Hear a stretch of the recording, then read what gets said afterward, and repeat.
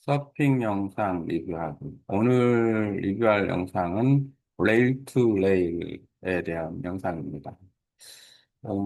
Understanding the benefit from surfing rail to rail OMB surf에서 만든 영상을 리뷰를 할 건데 역시 AI를 활용해서 리뷰를 하는 겁니다.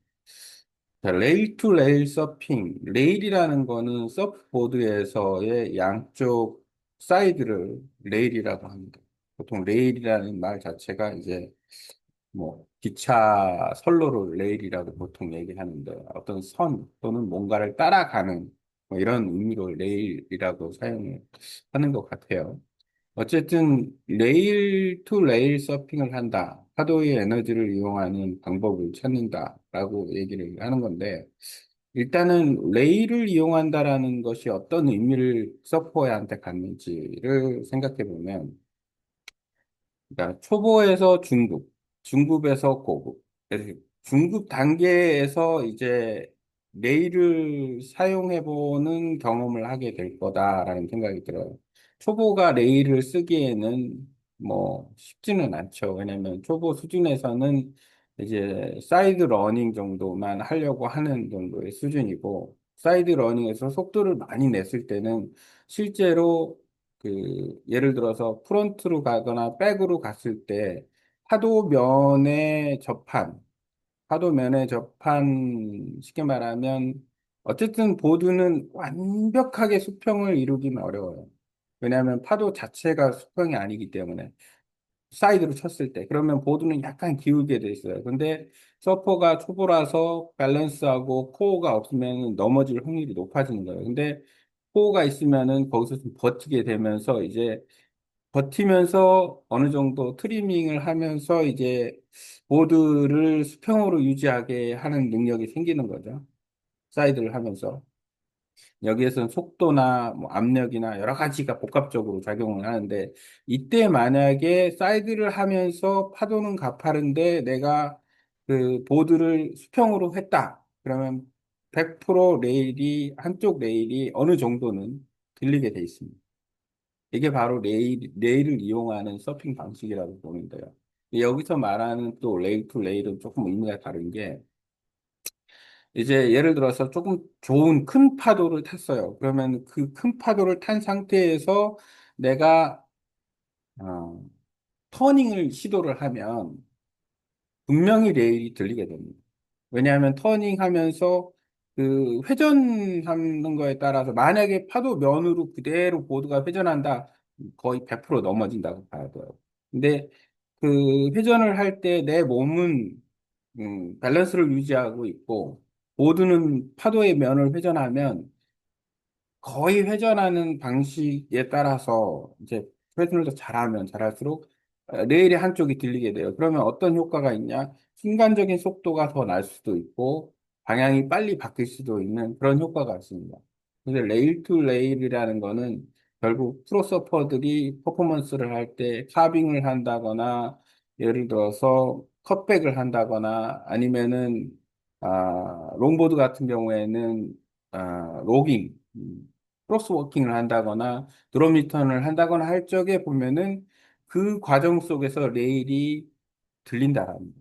레일이 들렸을 때 나타나는 효과. 그러면 결국에는 보드의 레일을 자유자재로 들리게 만든다. 어떤 퍼포먼스를 해가면서. 그러면 이제는 중급에서 고급 단계로 넘어가는 단계라고 볼 수가 있다. 이렇게 보면 됩니다. 그럼 내용을 좀 보겠습니다. 레일 투 레일은 서핑의 속도, 흐름, 컨트롤 측면에서 중요하다. 어떻게 중요하냐? 아, 스케이트보드를 타고 언덕으로 내려간다. 직선으로 내려가면 빠른 속도로 해서 넘어질 위험이 있다. 하지만 좌우로 부드럽게 곡선을 그리며 내려간다면 속도를 조절하면서 계속 움직일 수 있다. 그럼 결국 레일 투 레일은 파도에서의 속도 조절을 할 수 있는 것이다. 평균 속도는 계속 유지를 하되, 레일을 이용해 가지고 이제 곡선을 그리면서 타면 안정적으로 좀 탈 수 있다. 스노우보드 역시 마찬가지고 수상스키 역시도 회전을 하면서 달리게 된다. 일자로 달리는 것보다는 퍼포먼스를 기준으로 봤을 때 레일 투 레일을 한다라는 거는 예를 들어서 카빙을 한다고 보았을 때도 마찬가지로 회전력을 크게 주면서 회전할 때 몸이 회전력에 의지해서 어, 거의 파도면에 다가갈 수 있고 보드는 그 회전력을 이용해서 한쪽 레일이 들리면서 빠른 속도를 낼 수가 있다. 서핑보드는 락커, 핀, 그리고 레일이 있다. 락커라는 부분은 뭐냐면 휘어짐의 정도라고 볼 수가 있어요. 그 어떤 보드의 어떤 디자인의 형태에 따라서 특히 숏보드 같은 경우가 기본적으로 락커가 있는데 롱보드도 마찬가지로 락커가 있을 수도 있고 그 다음에 핀, 그 다음에 레일이 있다. 이것들이 서로 작용을 한다. 보드의 곡선면, 보드를 평평하게 타면 락커가 저항을 만들어 느려요. 하지만 레일로 기울이면 곡선이 물속을 파고들면 회전을 도와줍니다. 간혹 패들보드 레이싱 할 때도 내가 사이드로 해서만 레이싱을 하는 경우가 있는데 이것도 하나의 안정적이다는 기술일 수 있습니다.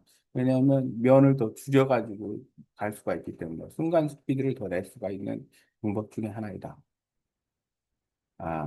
많은 서퍼들이 모르는 점, 핀이 약간 안쪽으로 향해 있다는 점이에요. 노즈 방향으로. 이 덕분에 바깥쪽에서는 저항이 생기고 안쪽에서는 가속이 생기면서 보드가 회전하게 됩니다. 그런가요?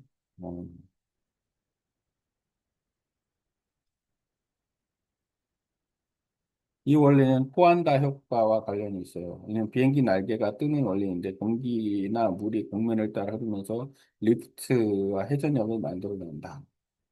다시 한번. 피는 약간 안쪽을 향해 있다는 점이에요. 안쪽을. 그렇게 되면 바깥쪽에서 저항이 생기고 바깥쪽에 눌러준다는 얘기겠죠.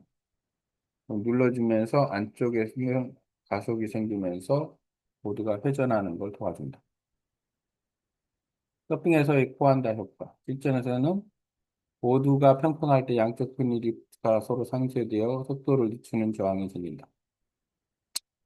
하지만 레일을 기르면 한쪽 편이 완전히 물에 잠기고 반대쪽은 물 밖으로 나와 저항은 줄이고 회전력을 극대화 된다. 그러니까 레일을 이용하면 회전력을 높일 수 있다가 되네. 그러니까 레일을 이용할 정도의 아, 속도, 방향전환 또는 넘어지지 않는 범위 내에서는 스트링어를 밟는 게 아니라 보드의 중심을 밟는 게 아니라 사이드를 밟아준다거나 예를 들어 숏보드 같은 경우는 뭐 당연히 발가락을 쓴다거나 뒤꿈치를 쓴다거나 하면서 할 수가 있고 그 다음에 이제 롱보드 같은 경우에는 굳이 내가 넘어지지 않을 정도의 자신이 있다 그러면 어, 가운데를 밟는 게 아니라 필요에 따라서는 풋워크, 발의 위치를 바꿔주는 거죠. 그러니까 예를 들어서 물속 깊이, 그러니까 파도 면에 깊이 발을 담가줌으로써, 발을 넣어줌으로써 반대편 레일이 휙 들릴 수 있을 정도. 그렇게 해주는 것도 이제 하나의 방법이다.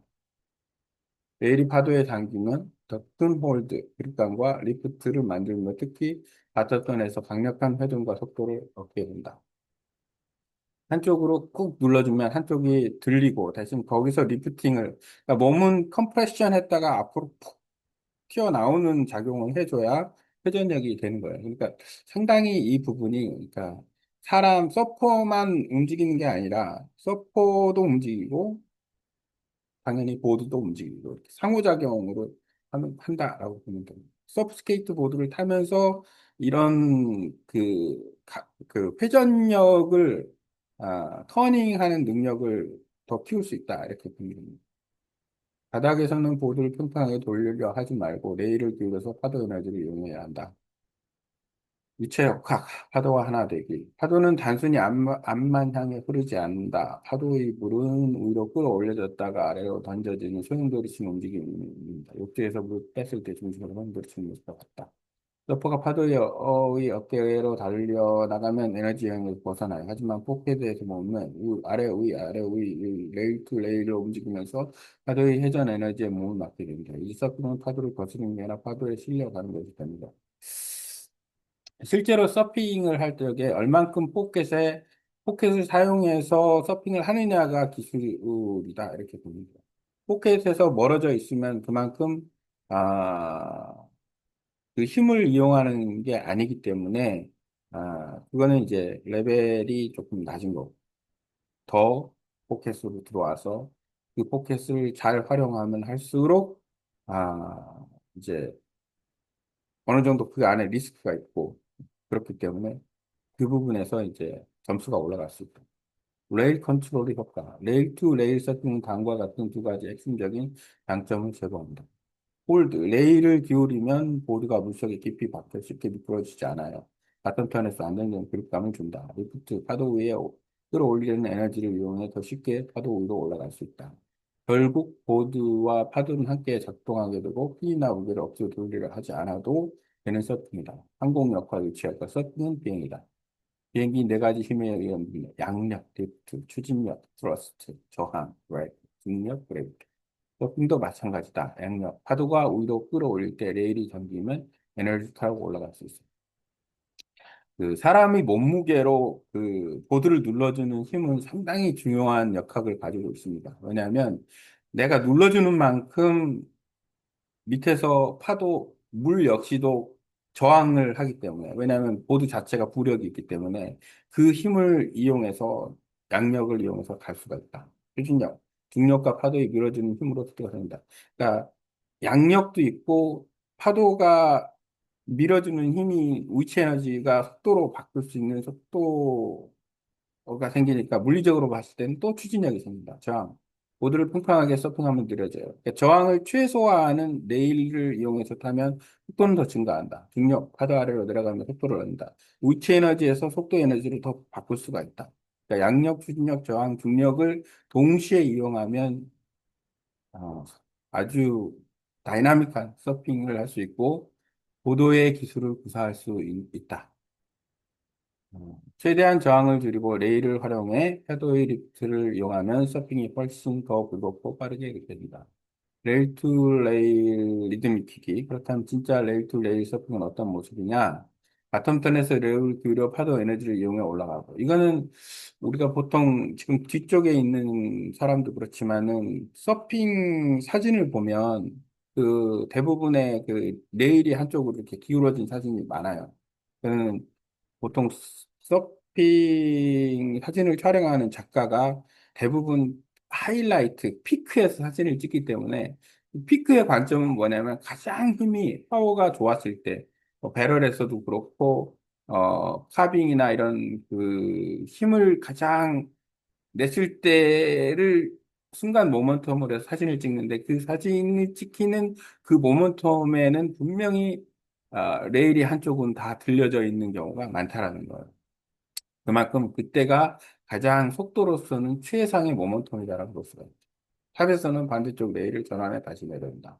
회전. 이 흐름은 마치 오메가 모양의 요 팔자 모양을 뉘어놓은 것 같은 모양의 피겨 8 곡선이라고 하네요. 이어진다. 평평하게 서 있는 시간을 최소화하고 레일을 이용한 곡선 움직임을 극대화한다. 예를 들어 100kg이 넘는 서퍼 조디 스미스도 마치 몸이 가볍 100kg 넘나 가벼운 듯한 서핑을 하는 이유는 보드 위에 서는 게 아니라 레일을 이용해 파도가 보드를 들어 올리게 만들기 때문이다. 롱보더들 역시도 아주 키가 크고 체중이 나가는 사람들이 있는데 역시나 마찬가지로 꼭 그 몸무게는 어떻게 서퍼의 몸무게는 장점이 될 수도 있다.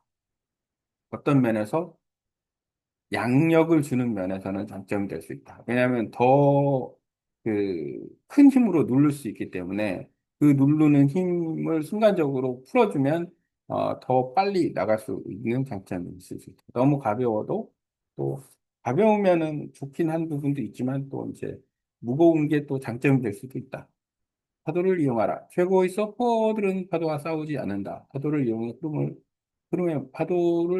흐름에 몸을 맡긴다. 레일을 세우고 보도의 곡선과 핀의 각도를 이해하고 보안다 효과를 활용해 리프트를 얻고 파도의 에너지 중심에 움직인다. 이제 파도를 따라가며 떠오르고 내려가며 흐름을 탄다는 것이 단순한 감각이 물리적 원리임을 알게 됐죠. 오늘 영상 이었습니다. 이 영상 아래에 콘텐츠와 링크를 달아놓으니까 영상을 시청하면 됩니다.